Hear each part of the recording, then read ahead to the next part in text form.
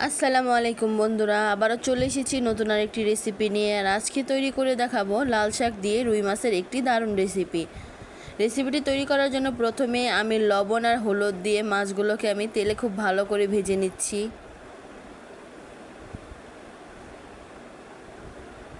দেখতেই পাচ্ছেন এক পাশ হয়ে গিয়েছে, আর এক পাশ ভেজে নিচ্ছি। ভাজা হয়ে গেলে ওই একই তেলে দিয়ে দিচ্ছি পেঁয়াজ কুচিটা একটু ভেজে নিয়ে আমি দিয়ে দেব এখানে 1 চা চামচ লাল মরিচের গুঁড়া আর 1 চা চামচ হলুদের গুঁড়া। সাথে দিয়ে দিচ্ছি পরিমাণ মতো লবণ আর সামান্য পরিমাণে আদা রসুন পেস্ট। অল্প একটু পানি দিয়ে আমি এখন মশলাগুলোকে কষিয়ে নিব। পানিটা এই কারণেই দিলাম যাতে মশলাটা পুড়ে না যায়।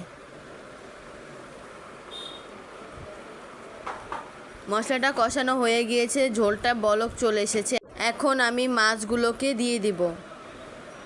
মাছগুলোকে দিয়ে আমি কিছুক্ষণ রান্না করে নিব। আর এখানে আমি কিন্তু তরকারিটা খুব বেশি ঝোল রাখবো না, এটা একটু ভুনাই হবে।